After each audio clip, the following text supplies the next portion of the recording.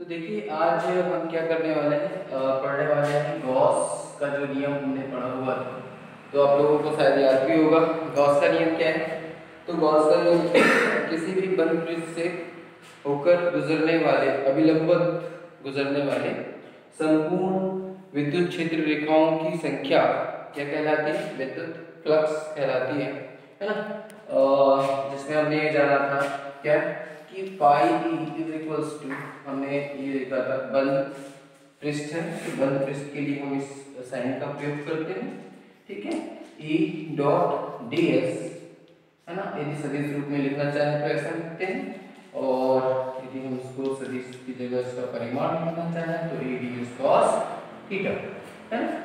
इस तरह से हमने ये देखा था कि जो हमारे पास विद्युत फ्लक्स है ना, उस बंद पृष्ठ के अंदर उपस्थित आवेश का कितना होता है, तो Q अपॉन एप्सिलॉन नॉट, मतलब Q जो आवेश है 1 अपॉन एप्सिलॉन नॉट गुना होता है। तो ये हमने गॉस का प्रमेय देखा था।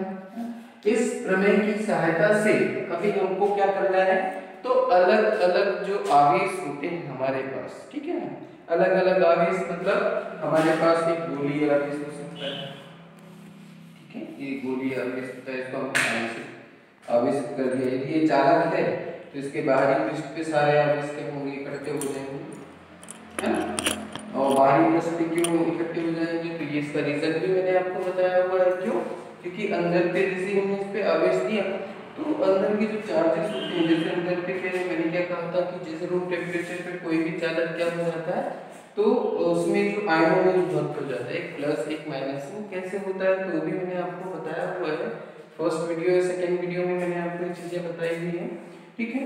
तो यहाँ पर ये जो आवेश होते हैं, तो जैसे ही हम इसको आवेश देते हैं, धन आवेश देंगे, तो वो यहाँ अंदर के जो धन आवेश है उसको क्या करेंगे, प्रतिकर्षित करके इसको पृष्ठ पर एकत्रित कर देते हैं। दूसरी बात ये है कि ये बाहर क्यों नहीं जाता, तो बाहर इसलिए नहीं जाता क्योंकि बाहर क्या होता है, एयर होता है, एयर के पार्टिकल्स होते हैं, है ना। एयर मींस हवा होती है, हवा विद्युत की कुचालक होती है, तो ये इस माध्यम से बाहर की ओर नहीं जा सकते हैं, इसलिए ये इसके बाहरी पृष्ठ पे इकट्ठे हो जाते हैं, ठीक है ना। तो इसके कारण हम देखेंगे, ठीक। एक हमारे पास क्या होगा, तो हमारे पास कोई लाइन चार्ज है, मतलब रेखीय आवेश है, तो रेखीय आवेश के कारण हम विद्युत क्षेत्र की तीव्रता किसी बिंदु पर विद्युत क्षेत्र की तीव्रता है ना, तो इसको निकालने के लिए हमको क्योंकि ये देखो कूलॉम का जो नियम था, कूलॉम के नियम की सहायता से हमको मालूम है कि किसी बिंदु आवेश के लिए हमने देखा था, कोई हमारे पास बिंदु आवेश है, कोई भी अपनी ले लिया, ठीक है, प्लस हो माइनस,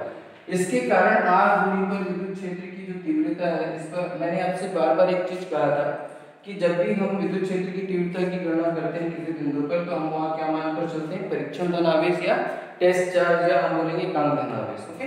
तो यहाँ पर हम यदि विद्युत क्षेत्र की तीव्रता की गणना करेंगे, तो विद्युत क्षेत्र की तीव्रता की जो परिभाषा है उससे हमने यहाँ पर विद्युत क्षेत्र की तीव्रता हमने निकाल लिया था, क्या था, 1/4 pi epsilon naught Q upon R square, ठीक है। तो गॉस के नियम के अनुप्रयोग, मतलब गॉस का नियम क्यों आया, क्यों दिया गया, तो उसने क्या दिया कि ये रेखीय आवेश, ये गोलीय आवेश है। गोलीय आवेश दो तरह के, हमने बोले ये ठोस गोला है, एक हो सकता है मतलब खोखला गोला हो सकता है, ठीक है। फिर हमारे पास समतल चादर हो सकती है, ये भी तो हमारे पास आवेश, इसमें भी हम इसको आवेश दे देंगे तो ये इस तरह से हो जाएगा। तो इन आवेशों के कारण, इन आवेशों के कारण किसी बिंदु पर हमें क्या निकालना है, विद्युत क्षेत्र की तीव्रता निकालनी है, इसमें इसमें इसमें इसमें बेलनाकार आवेश भी हो सकता है, हमने बेलनाकार आवेश ले लिया, ठीक है, ये इस तरह से, ठीक है। तो इन डिफरेंट पदार्थों के आवेशों के कारण हम किसी बिंदु पर विद्युत क्षेत्र की तीव्रता की गणना करना चाहते हैं, तो उस गणना करने के लिए हमें क्या करना होगा, तो हमें गॉस के नियम का प्रयोग करके हम इन इस प्रकार के आवेशों के कारण किसी बिंदु पर विद्युत क्षेत्र की तीव्रता आसानी से ज्ञात कर सकते हैं। तो ये हमें हेल्प करता है, क्योंकि देखिए इसमें हम कूलॉम का नियम नहीं लगा सकते, ना इसमें लगा समतल आवेशित चादर पर चादर के कारण, तो हम यहाँ पर देखिए आवेश कैसा समतल चादर है, ठीक है, यहाँ पर रेखीय है, यहाँ पर गोलीय है ना। तो यहाँ पर हम क्या नहीं लगा सकते हैं, कूलॉम का नियम है। क्यों, कूलॉम का नियम केवल बिंदु आवेशों के लिए लागू होता है, तो उसके कारण हमें विद्युत क्षेत्र की तीव्रता निकालनी है, तो हम किसका प्रयोग करेंगे, गॉस के नियम का प्रयोग करेंगे। लिए मैं आपको एक बेसिक चीज बता देता हूँ कि इसमें हमें एक 4 स्टेप मैं आपको बता देता हूँ, 4 स्टेप को फॉलो करना है और उन 4 स्टेप की सहायता से हम क्या करेंगे, इन आवेशों के, ये अलग अलग आवेशों के कारण किसी बिंदु पर विद्युत क्षेत्र की तीव्रता गॉस के नियम की सहायता से हम आसानी से निकाल सकते हैं। Is that clear? तो देखिए अब हमको 4 स्टेप कौन कौन से हैं उस चीज को हम देख लेते हैं। तो चलिए देखते हैं ये 4 स्टेप। हमारा क्या है, पहला स्टेप है, तो सबसे पहले गॉसियन पृष्ठ, गॉसियन पृष्ठ है ना, की कल्पना करना या गॉसियन पृष्ठ की परिकल्पना।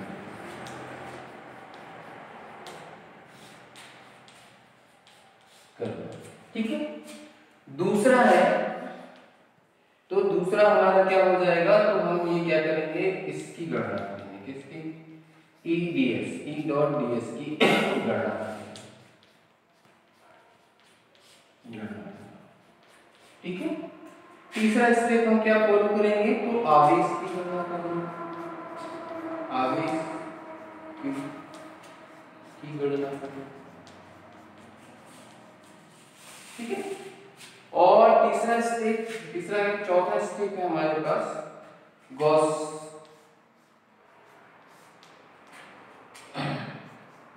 के नियम का प्रयोग करना, के नियम का प्रयोग। ठीक है, तो जब भी हम गॉसियन पृष्ठ की परिकल्पना करना पहला, तो जब भी हम क्या करेंगे, किसी भी चार्ज, किसी भी आवेश के लिए, किसी भी तरह के, किसी भी प्रकार के आवेश के लिए यदि हम आवेश के कारण विद्युत क्षेत्र की तीव्रता यदि हम निकालना चाहते हैं, तो हम क्या करेंगे, ये 4 स्टेप्स को फॉलो करेंगे। ओके, तो पहला स्टेप, इसको आप नोट डाउन कर लीजिएगा, ठीक है, अपने नोट्स पे, और ये स्टेप वाइज हमको क्या करना है, इसको करना है। ठीक है, अब एक बात आती है कि गॉसियन पृष्ठ क्या होता है ना, तो इसको मैं थोड़ा एक्सप्लेन कर देता हूँ आपको। ठीक है, तो इस गॉसियन पृष्ठ को हम थोड़ा समझ लेते हैं। ठीक है, तो गॉसियन पृष्ठ को समझने के लिए हम क्या करते हैं, देखिए गॉसियन पृष्ठ क्या होता है, जैसे हमारे पास मान लीजिए एक बिंदु आवेश है, ठीक है, बिंदु आवेश है, तो यहाँ से ये वो भी कैसा है, प्लस Q चार्ज और एक बिंदु आवेश है, तो इससे भर विद्युत क्षेत्र रेखाएं कैसे जाएंगे, इस तरह से जाएंगे, इस तरह से। ठीक, ये इस तरह से, ये हमारे पास क्या है, विद्युत क्षेत्र रेखा। ठीक है, तो यहाँ पर हम क्या करते हैं, एक r दूरी पर हमने क्या कर लिया, एक r त्रिज्या का एक ऐसा एक पृष्ठ का निर्माण कर लिया, जिसमें ये भी r दूरी, ये भी r दूरी, तो ये एक ऐसे पृष्ठ का हमने एक काल्पनिक पृष्ठ का निर्माण किया। ठीक है, यहाँ पर आप ये देखेंगे कि यहाँ हर बिंदु से, किसी बिंदु आवेश से हर पॉइंट, इस पृष्ठ के जो हमने पृष्ठ यहाँ पर तैयार किया r दूरी पर, ये जो पृष्ठ हमने तैयार किया, इस बिंदु से सभी की दूरी कैसी है, ये भी r है, ये भी r है, ये भी r है, ये भी r है, ये भी r है, तो यहाँ पर यदि हम बात करें तो ये r दूरी पर विद्युत क्षेत्र की तीव्रता। ठीक है, तो किसी बिंदु आवेश के कारण r दूरी पर विद्युत क्षेत्र की तीव्रता हमको मालूम है 1/4 pi epsilon naught q upon r square. तो ये जो हमारे पास E का मान इस बिंदु पर, आप देखिए पृष्ठ के इस बिंदु पर, तो क्या होगा, E सेम होगा, यहाँ पर भी E देखिए सेम है, यहाँ पर भी E सेम होगा, यहाँ पर भी E सेम होगा, तो यहाँ पर एक सममिति तैयार हो रही है। सममिति क्या तैयार हो रही है कि हमारे पास E का मान इस पृष्ठ के प्रत्येक बिंदु पर कैसा है, एक समान, E का मान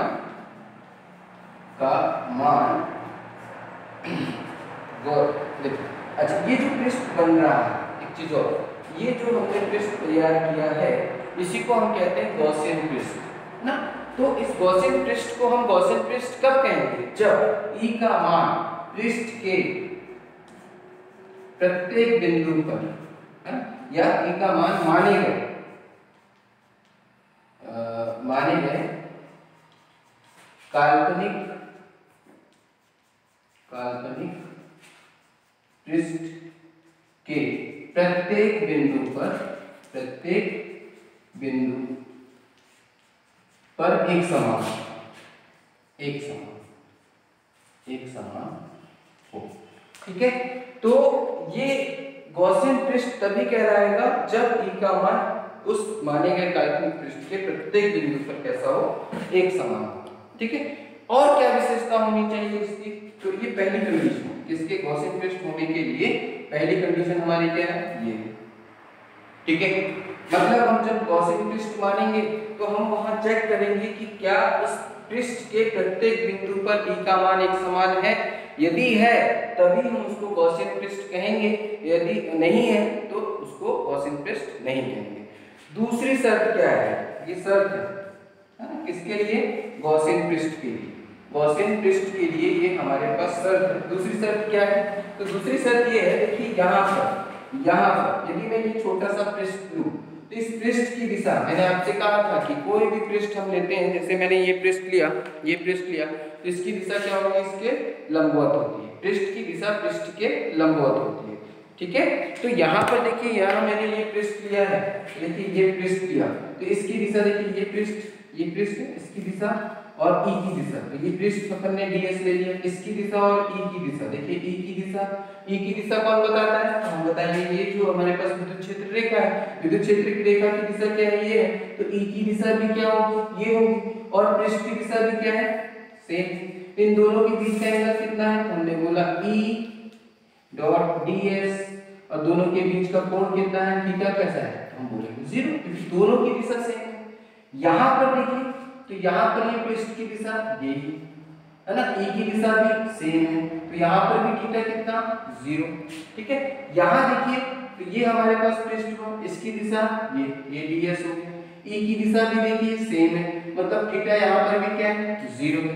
तो आप इस पृष्ठ के प्रत्येक बिंदु पर आप देखेंगे, हर एक बिंदु पर E और ds के बीच का कोण आप देखेंगे, मेजर करेंगे, किसके बीच का, E व ds के बीच का कोण थीटा कैसा है, एक समान है। मैं ये नहीं कहता कि 0 ही होगा, ऐसे बहुत सारे पृष्ठ होंगे जिस पे थीटा का मान कुछ और भी हो सकता है, लेकिन वो प्रत्येक बिंदु पर वही रहेगा जो थीटा का मान। ओके, तो यहाँ पर देखते हैं, तो यहाँ पर दूसरी कंडीशन क्या होनी चाहिए, E व ds के बीच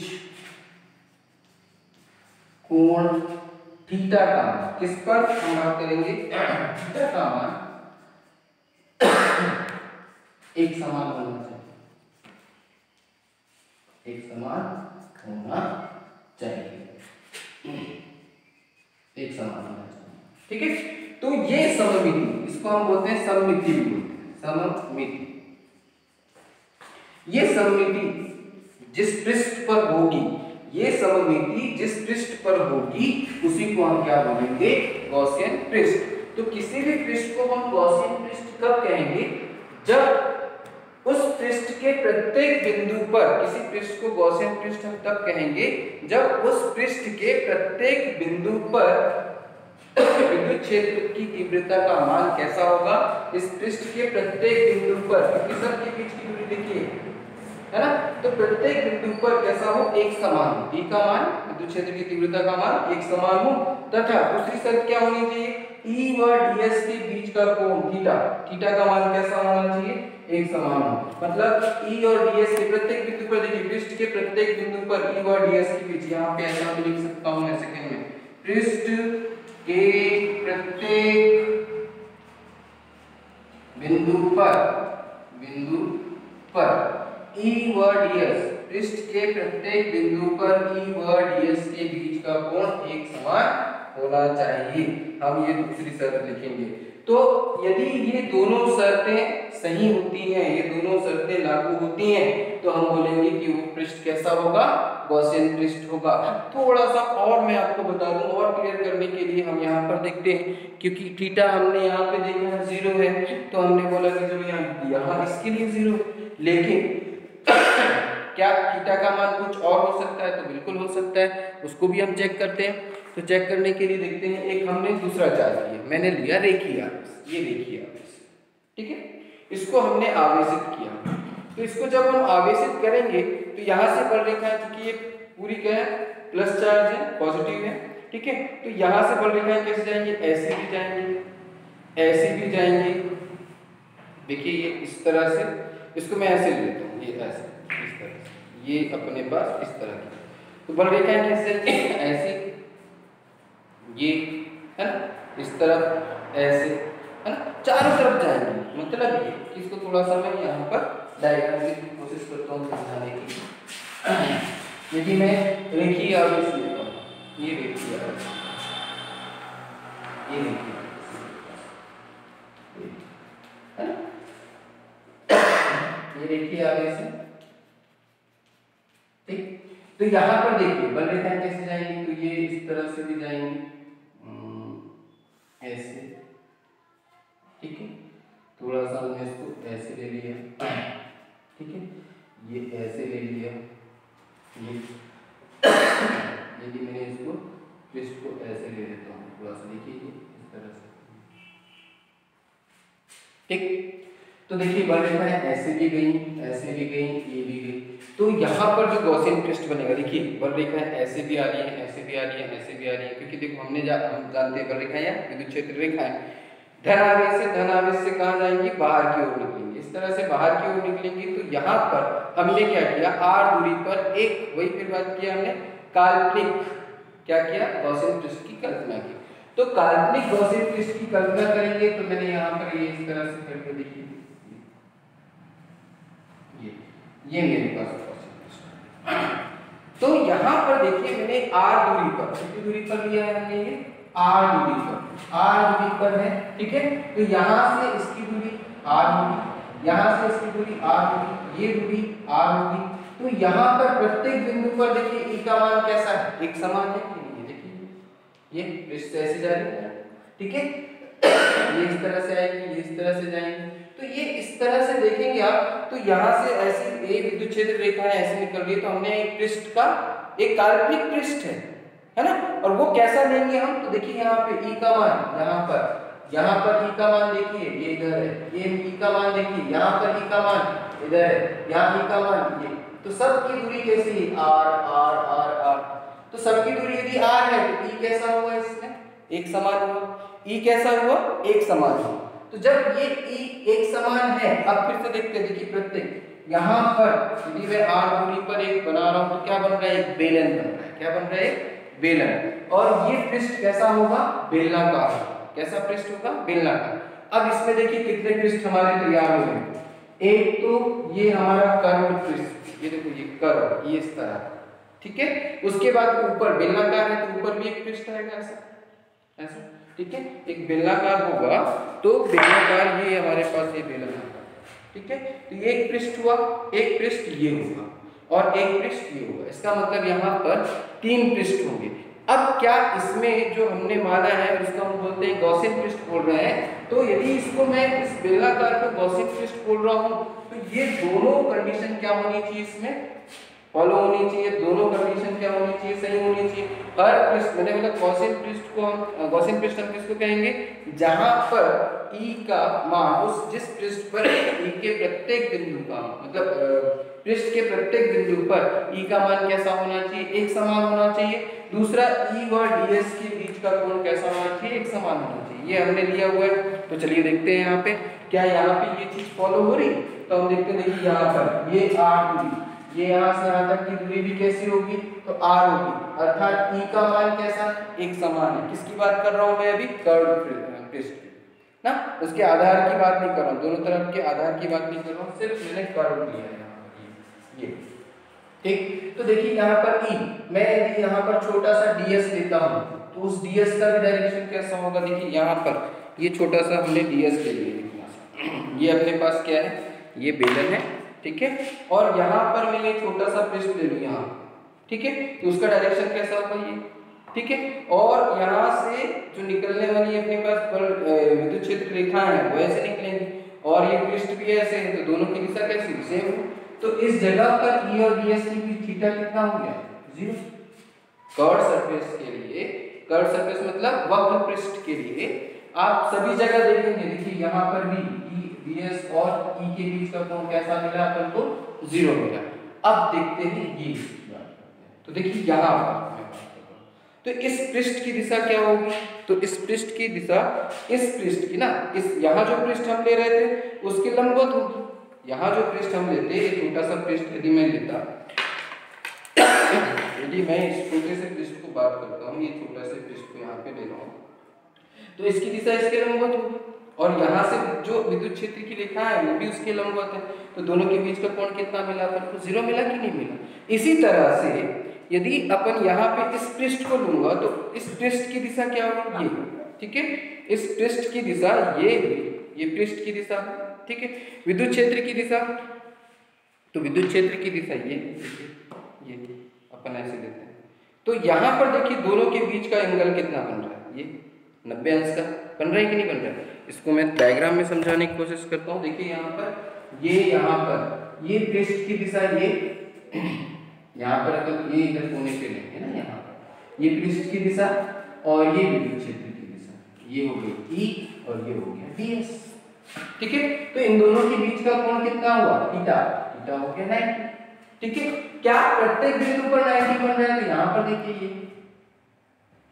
ये 90 बना, यहाँ पर देखिए ये पृष्ठ की दिशा हो गई, ये 90 बना, यहाँ पर देखिए आप ये है ना, और ये विद्युत क्षेत्र की दिशा हो गई, ये कितना बना? 90 बन गया। तो इस तरह से हम ये देखते हैं कि इस पृष्ठ पर E और DS के बीच, पृष्ठ के प्रत्येक बिंदु पर E और DS के बीच का कोण कितना बन रहा है? 90। वैसे ही यहाँ पर देखा जाए तो यहाँ पर भी देखिए ये E की डायरेक्शन और ये अपने पास DS हो गया, क्योंकि देखिए नीचे पर है इस तरह से, तो उसकी दिशा क्या होगी? ये ऊपर है इस तरह से, तो ये पृष्ठ की दिशा इसके लंबवत, ये किसकी दिशा? विद्युत क्षेत्र की दिशा। यहाँ पर भी ये विद्युत क्षेत्र की दिशा, ये पृष्ठ की, दोनों के बीच का कोण 90 डिग्री। और यहाँ पर क्या हो रहा था? ये पृष्ठ की दिशा है और ये पृष्ठ की दिशा, देखिए ये कर्व सरफेस में कैसे आ रहा है? ये इस तरह से, ये पृष्ठ की दिशा हुई और इसी तरह से विद्युत क्षेत्र की दिशा भी यही हुई। तो इन दोनों के बीच का कोण कितना हुआ? 0। तो इस तरह से यहाँ पर हम सममिति को निकालते हैं और उसी को फिर हम क्या नाम देते हैं? गॉसियन पृष्ठ। तो गॉसियन पृष्ठ का निर्माण करते हुए हमें इन दो शर्तों का ध्यान में रखना है, इन दो शर्तों को ध्यान में रखना है कि E का मान, पृष्ठ को हम ऐसा चुनेंगे जहां पर E का मान प्रत्येक बिंदु पर, जिसके पृष्ठ के प्रत्येक बिंदु पर E का मान कैसा होना चाहिए? एक समान होना चाहिए, तथा E व पृष्ठ के प्रत्येक बिंदु पर E व DS के बीच कोण एक समान होना चाहिए। ये बात क्लियर हो गई? तो गॉसियन पृष्ठ किसको कहेंगे? क्लियर हो गया आपको, ठीक है। अब आगे देखते हैं। आई थिंक हमने दो एग्जांपल लेकर के समझा है तो आपको समझ में आ गया होगा। अब हम ये देखते हैं कि हमने जो डेफिनेशन पढ़ी हुई है, एक बिंदु आवेश के कारण, किसी भी बिंदु आवेश के कारण r दूरी पर विद्युत क्षेत्र की जो तीव्रता होती है वो कितनी होती है? तो हमने जाना हुआ है E = 1/4 पाई एप्सिलॉन नॉट। देखो ये बिंदु आवेश है, ठीक है, क्योंकि यहाँ पर कूलॉम नियम लग सकता है, तो हम डायरेक्ट कूलॉम के नियम से हमने ये r दूरी पर क्या ले लिया?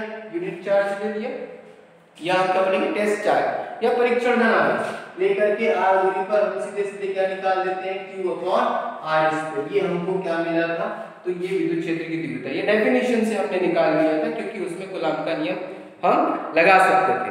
तो क्या गॉस के नियम को लगाने पर क्या यदि हम इसी को या इसी के लिए निकालना चाहते और हम चाहते हैं कि यही चीज हम गॉस के नियम से निकालना चाहते हैं, किसके लिए? बिंदु आवेश के लिए, तो क्या निकाल सकते हैं? तो वो चीज हम यहाँ पर चेक कर लेते हैं, ठीक है। तो हमको समझ में आ जाएगा। तो हम क्या करेंगे? सबसे पहले वो 4 स्टेप निकालने का प्रयास करेंगे। चलिए देखते हैं। चलिए देखते हैं कि जब बिंदु आवेश के लिए भी हम गॉस के नियम के अनुप्रयोग में हम देखते हैं कि क्या ये बिंदु आवेश के लिए भी काम करेगा गॉस का नियम, तो करके देखते हैं। चलिए पहला स्टेप हमारा जो है गॉसियन पृष्ठ, मतलब एक बिंदु आवेश ले लेते हैं। पहले तो हमने एक बिंदु आवेश ले लिया, ठीक है। अब हम क्या चाहते हैं? यानी कि यहाँ पर तो हम r दूरी पर एक विद्युत क्षेत्र की मतलब इस बिंदु आवेश के कारण r दूरी पर विद्युत क्षेत्र की तीव्रता की गणना करना चाहते हैं। तो देखते हैं हम यहाँ पर r दूरी पर, देखिए हमने एक पृष्ठ का निर्माण किया जिसकी त्रिज्या क्या है? r, ये है ना। अब हम ये चेक करेंगे कि क्या प्रत्येक बिंदु पर, देखिए गॉसियन पृष्ठ, इसको हम गॉसियन पृष्ठ कहेंगे। तो पहले लिख देते हैं हमने, है ना। क्या लिखेंगे? मान एक बिंदु आवेश है ना। यहाँ पे मैं एक थोड़ा सा टॉपिक लिख देता हूँ। गॉस के नियम की सहायता से, गॉस के नियम की सहायता से बिंदु आवेश के कारण कितनी दूरी पर, r दूरी पर विद्युत क्षेत्र की तीव्रता की गणना कर। ठीक है, देखिए यहाँ पे मैंने क्या लिखा, गॉस के नियम की सहायता से बिंदु आवेश के कारण r दूरी पर विद्युत क्षेत्र की तीव्रता की गणना करें। हम गॉस के नियम का गॉस के नियम की सहायता से करते हैं। ठीक है, तो माना एक बिंदु आवेश Q है, गॉसियन पृष्ठ बिंदु आवेश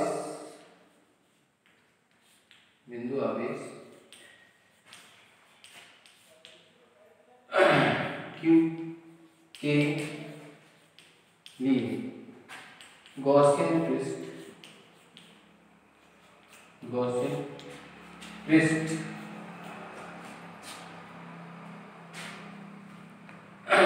क्या किया हमने कि गोलाकार के लिए, यहाँ पे आप लिख सकते हैं गोलाकार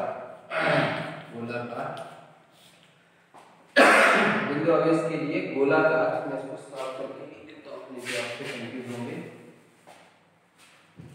के लिए गोलाकार गॉसियन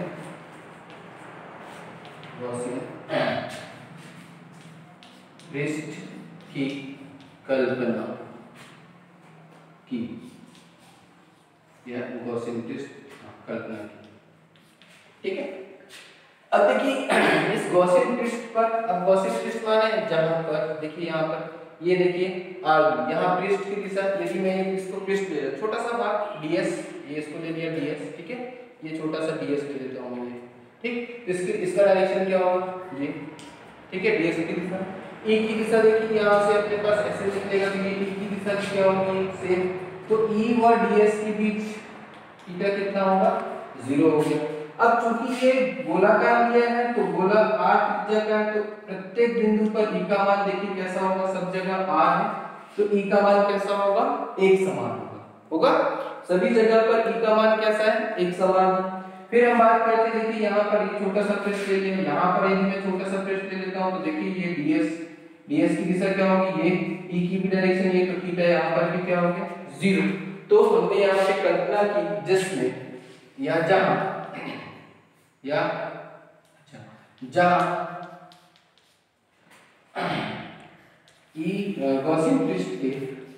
गॉसियन पृष्ठ के प्रत्येक बिंदु पर, या पृष्ठ के जहां गॉसियन पृष्ठ बोल दिया तो सीधे सीधे वो चीजें हो जाती है, लेकिन हम यदि लिख देते हैं जहां पृष्ठ के प्रत्येक बिंदु पर e का मान एक समान है तथा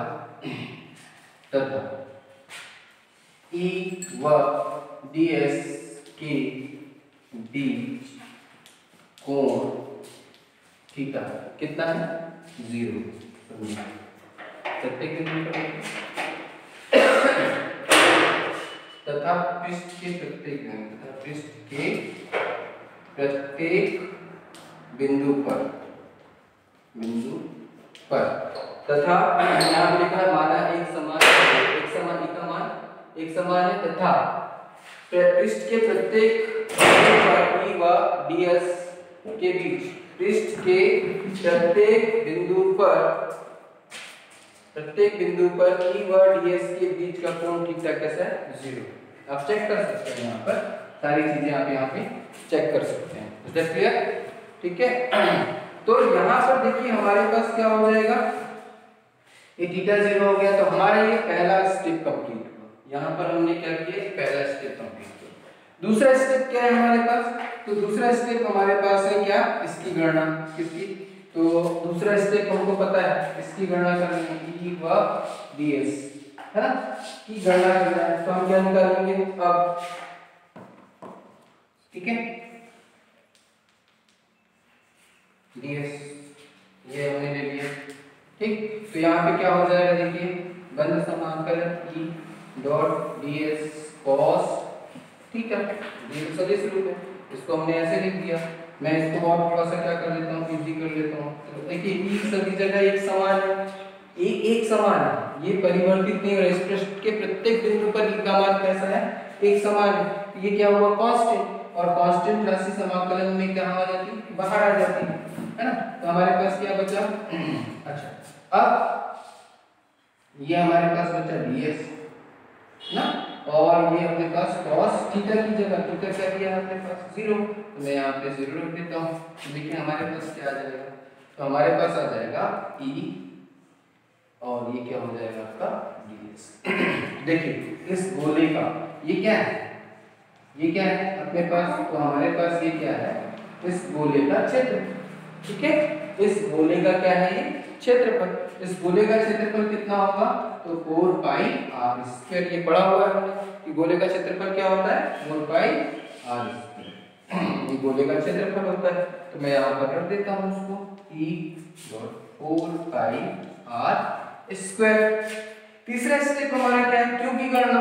तो आवेश तो सीधे सीधी बात है, आवेश कैसा है, बिंदु आवेश, बिंदु आवेश क्या है, आवेश, बिंदु आवेश q है। अब हम क्या निकालेंगे, चौथा स्टेप हम लिखेंगे गॉस के नियम का अनुप्रयोग, गॉस के नियम का अनुप्रयोग, अनुप्रयोग करना। तो हम क्या करते हैं, गॉस के नियम का अनुप्रयोग हम कैसे करेंगे, तो पाई हमको क्या मानेंगे, q अपॉन एप्सिलॉन नॉट, और ये किसके बराबर होता है, तो ये हमारे पास सॉरी इसको ऐसा भी लिख सकते हैं अपन, पाई e इक्वल्स टू ये हमारे पास e डॉट ds, इसको समीकरण आप क्या दे दीजिए, 1 दे दीजिए, ठीक है। तो यहाँ पर देखिए हमारे पास क्या हो जाएगा ऐसे। अब यहाँ पर क्या लिख सकते हैं, इसका वैल्यू क्या है इसके पास, इसका मान हमने निकाला हुआ, देखिए इसका मान ये निकाला हुआ, रख दीजिए e dot 4 pi r square, ठीक है। और ये किसके बराबर होता है, तो गॉस के नियम की सहायता से हमको ये मान ठीक। तो चलिए आगे इसको सॉल्व करते हैं।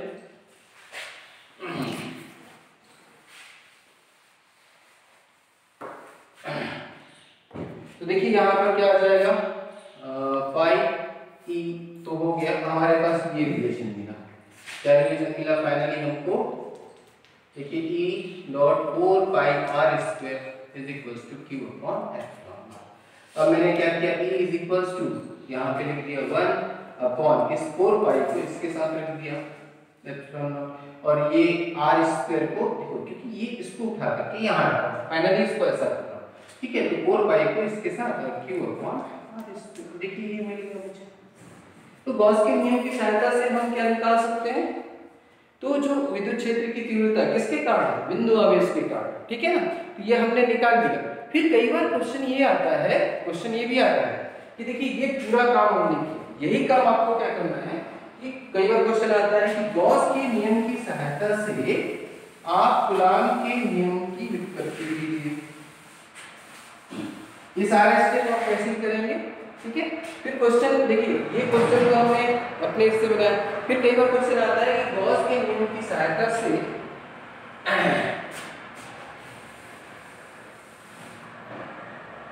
ये तो हो गया, निकाल दिया ये, ठीक है। ये हमारा फर्स्ट। सेकंड क्वेश्चन इसी में क्या बन जाता है, देखिए सहायता से कूलॉम के नियम की व्युत्पत्ति कीजिए, व्युत्पत्ति कीजिए।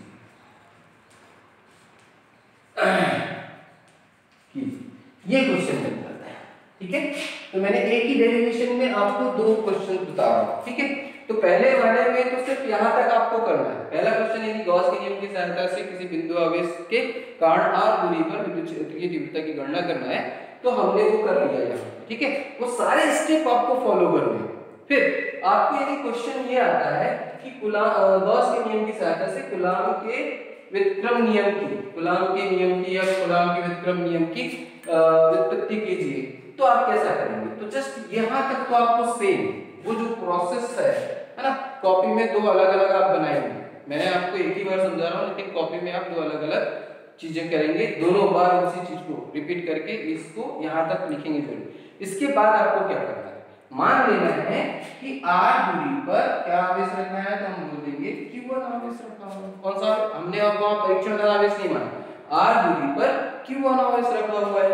तो जब r दूरी पर q1 आवेश रखा हुआ है तो फोर्स इज इक्वल टू क्या होता है, तो हमको मालूम है क्या हो जाएगा, q1 * e हो जाता है कि नहीं होता भाई। हमको मालूम है कि इसके कारण, इस q के कारण इस पर जो बल लगेगा, इतनी दूरी पर जो बल लगेगा वो कितना लगेगा, हमें कितना मालूम, हम उसको उसी चीज को लिख देंगे। कैसे लिख देंगे कि e का मान रख दीजिए, तो e का मान क्या आ जाएगा 1/4 pi epsilon not q1 upon r²।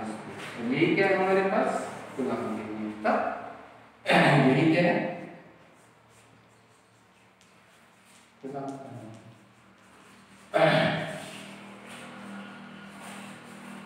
Is it clear, दो आवेशों के मध्य लगने वाला बल, ठीक है। तो ये क्या है, कूलाम का नियम मिल गया। ये कहां से मिला, ये हम जब विद्युत क्षेत्र की तीव्रता की परिभाषा कर रहे थे, है ना, तब हमको ये रिजल्ट मिला। तो डायरेक्ट एक स्टेप आपको करना है, उससे आपको क्या मिल जाएगा, कूलाम के नियम की व्युत्पत्ति। तो गॉस के नियम की सहायता से कूलाम के नियम की व्युत्पत्ति आप इस तरह से कर सकते हैं। Is it clear. अब हम देखते हैं थोड़ा सा इसके आगे का। लिखिए आप लोग, गॉस के नियम की सहायता से, देखिए यहाँ पे इसको कूलाम का नियम कैसे कह सकते हैं, तो F is proportional to Q into Q है, और यहाँ पे F is proportional to 1/r², जो कि क्या है कूलाम में दिया था वही चीज ये फॉलो कर रहा है, इसलिए हम इसको क्या बोलेंगे, कूलाम का नियम कहेंगे, ठीक है, क्योंकि ये दो आवेशों के मध्य लगने वाले बल को प्रदर्शित करता है, ठीक।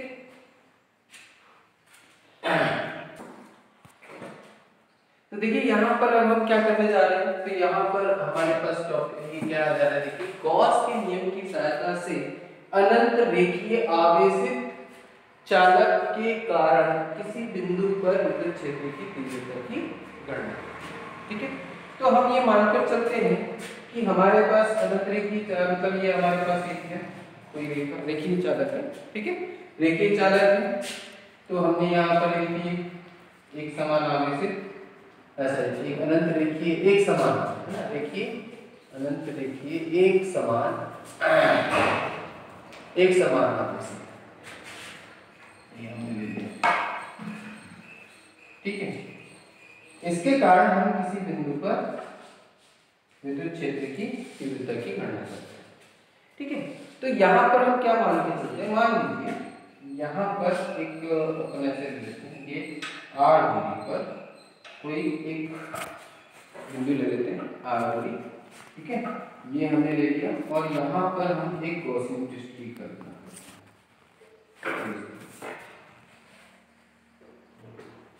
ठीक, उसको मैंने थोड़ा ऊपर ले लिया ऐसे, इसको ऊपर ले जाते हैं,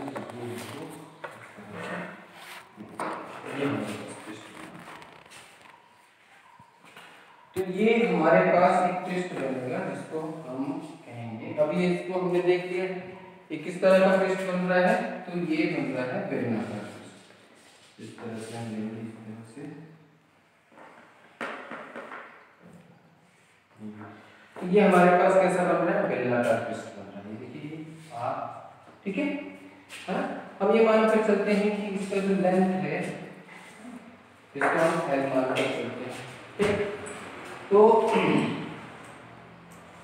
ये इसकी त्रिज्या क्या मान के चल रहे हैं, हम r मान कर चल रहे हैं।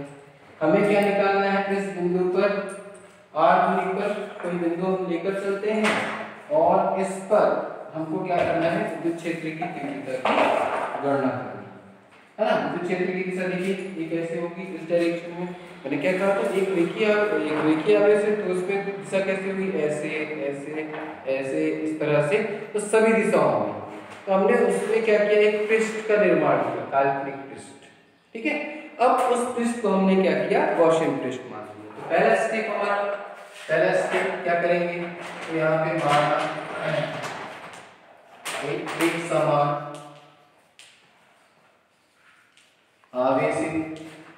एक समान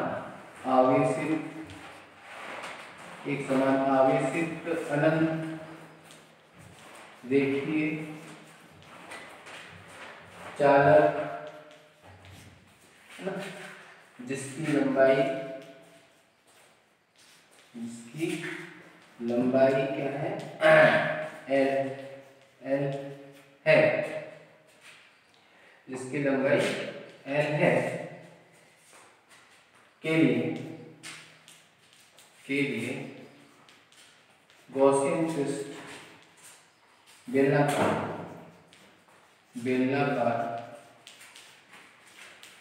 गॉसियन पृष्ठ की कल्पना की, जिस पृष्ठ जहां,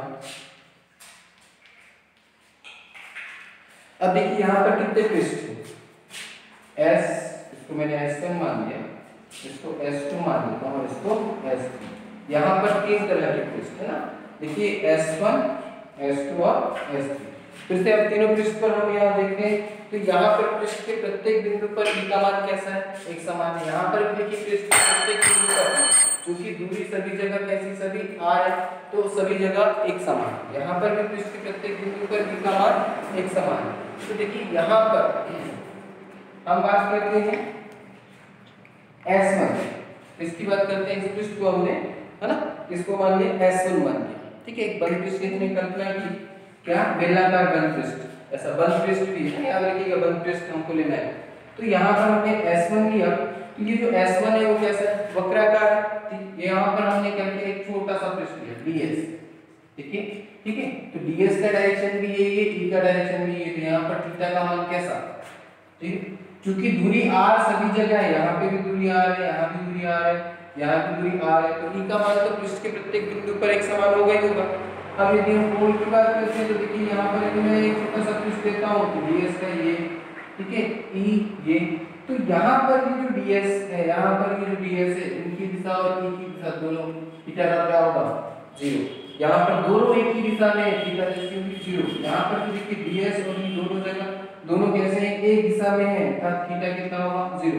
तो हम ये लिखते हैं कि S1 के प्रत्येक पृष्ठ S1 के प्रत्येक बिंदु पर थीटा का मान कितना हो रहा है, 0। फिर से यहाँ पर देखते हैं, देखिए यहाँ पर E का डायरेक्शन कैसा है, तो ये, और पृष्ठ की दिशा कैसे है, तो ये है, तो दोनों के बीच थीटा कितना हुआ, 90 डिग्री हुआ, ठीक है। यहाँ पर प्रत्येक बिंदु पर देखिए, यहाँ पर देखेंगे तो ये और ये अपने पास S है, तो इसके बीच कितने अंश का कोण है, थीटा बराबर 90। तो प्रत्येक बिंदु पर S3 के लिए थीटा का मान कैसा है, 90 है, ठीक है। यहाँ पर देखते हैं तो देखिए ये पृष्ठ की दिशा कैसे, ये विद्युत क्षेत्र की दिशा कैसे, एक, देखिए यहाँ पर, तो यहाँ पर थीटा कितना होगा, 90। इस पृष्ठ के प्रत्येक बिंदु पर देखेंगे अपन, जैसे ये अपन इसको पृष्ठ मान देते हैं और ये पृष्ठ की दिशा है और ये विद्युत क्षेत्र की दिशा, तो देखिए प्रत्येक बिंदु पर ये यहाँ रखो, कहीं भी रखो, है ना। तो किस थीटा और ds, मतलब E और ds के बीच का आप कोण देखेंगे, यहाँ रख लीजिए, यहाँ रख लीजिए, सब जगह मुझे क्या मिलेगा, 90 मिलेगा।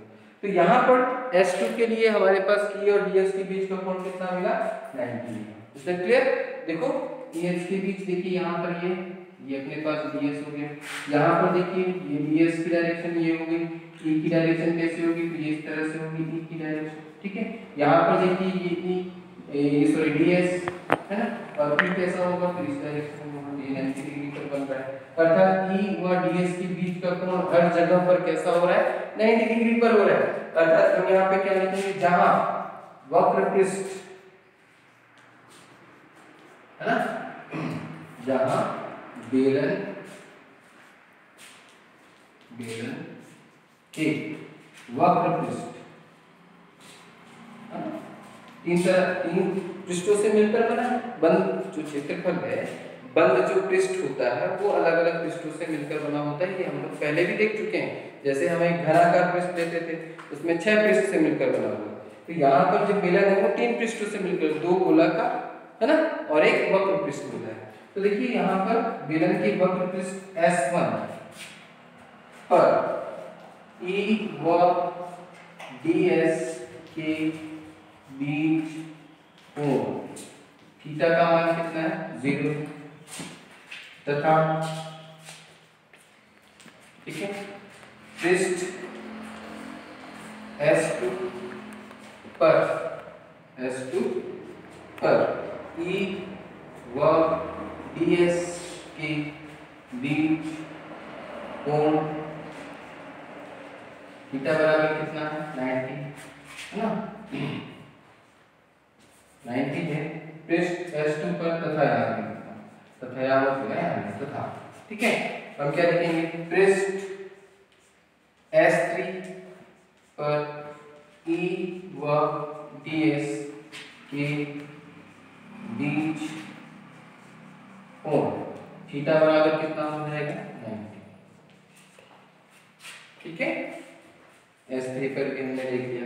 तो इस तरह से हमने क्या कर लिया? गॉसियन पृष्ठ ले लिया और E व DS के बीच का कोण भी हमने दर्शा दिया। ठीक है, कितना कितना होगा?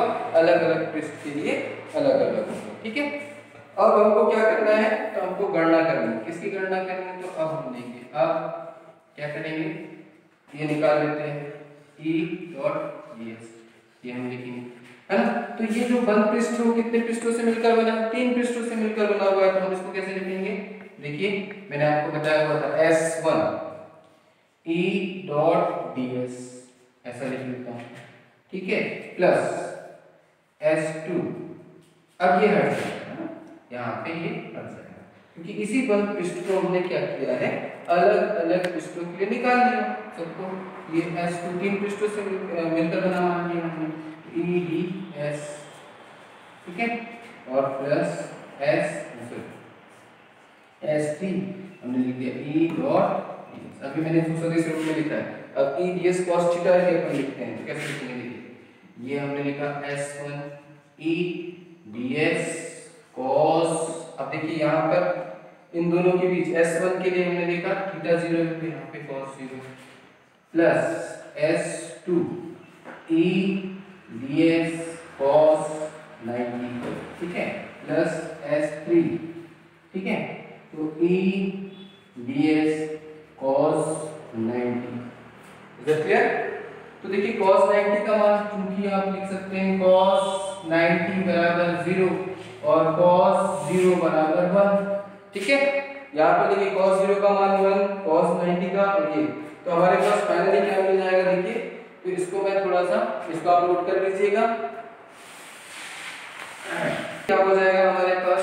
तो हमारे पास हो जाएगा E डॉट DS, हम ये निकाल रहे हैं या इसको कम होते हैं EDS, चलो इसको ऐसे ही रहने देते हैं। ये हमने लिख दिया।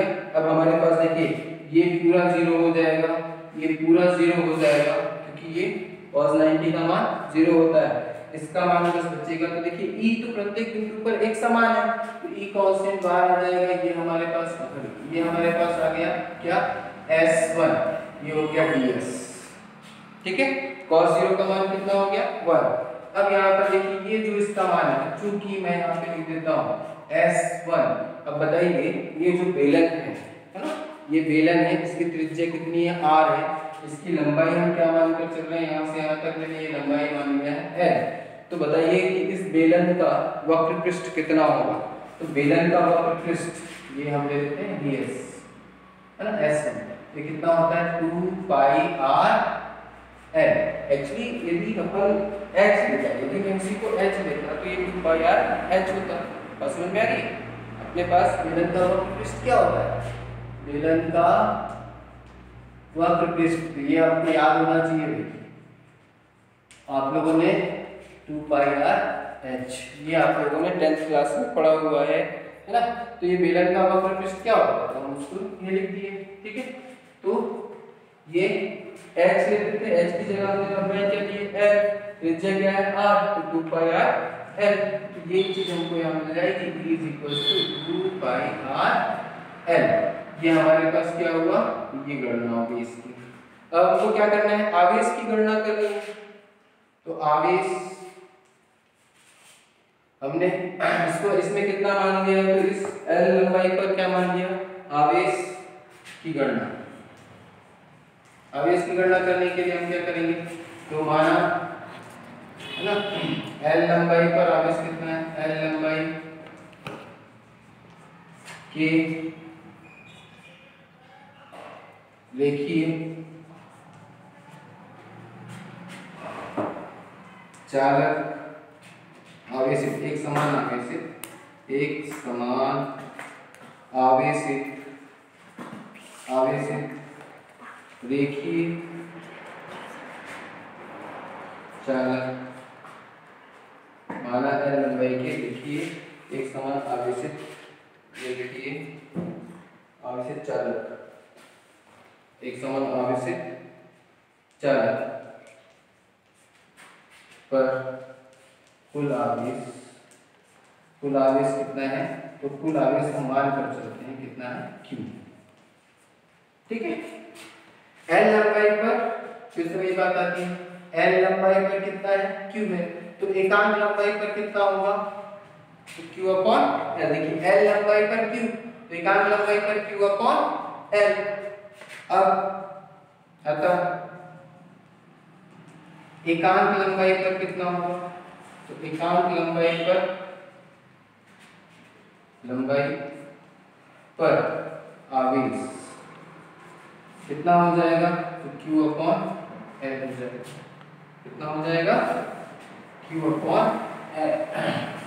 और एकांक लंबाई पर आवेश Q/L होता है, तो इसी को हम क्या नाम देते हैं, इसी को हम नाम देते हैं आवेश घनत्व।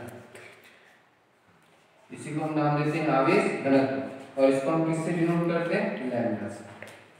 तो ये हमारे पास क्या होगा असल में, तो देखिए आवेश घनत्व किसी को बोलते हैं हम, ये एकांक लंबाई पर आवेश को ही हम आवेश घनत्व कहते हैं।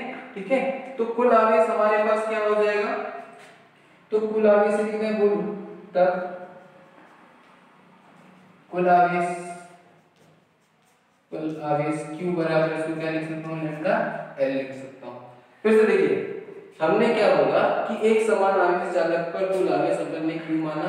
ठीक है, और यदि एकांक लंबाई पर आवेश क्यों मान रहे हैं, क्योंकि हमको भाई यहाँ पर अनंत रेखीय चालक की विधि हम क्या करेंगे कि हमको इस पर कूलाम का नियम लगाना है। तो हमको क्या करना पड़ेगा, हमको एकांक आवेश घनत्व, मैंने आपको इसके पहले भी मैंने निकाल कर बताया हुआ है आवेश घनत्व। ठीक है, तो जब हम रेखीय आवेश घनत्व की बात करते हैं तो क्या बोलेंगे हम, रेखीय आवेश घनत्व लैम्डा। ठीक है, एकांक लंबाई पर आवेश, तो dl लंबाई पर कितना होगा, तो हम बोलेंगे लैम्डा इनटू dl। बस समझ में आ रही है, क्या बोलेंगे, लैम्डा इनटू dl। तो ये हमको आवेश मिलेगा, कुल आवेश मिलेगा। इज दैट क्लियर, है ना। तो आवेश की हमारे पास गणना होगी। इसके पहले में हमने क्योंकि बिंदु आवेश था तो इसमें आवेश की गणना करने की आवश्यकता नहीं थी, तो हम क्यों मानकर चल लिए थे। लेकिन यहाँ पर क्योंकि आवेश कैसा है, रेखीय, तो यहाँ पर हम रेखीय आवेश घनत्व को लेकर चलेंगे। ठीक है, तो हमारे पास ये हो गया। अब हम बात करते हैं किसकी, गॉस के नियम की। तो हम यहाँ लिख देते हैं गॉस के नियमानुसार।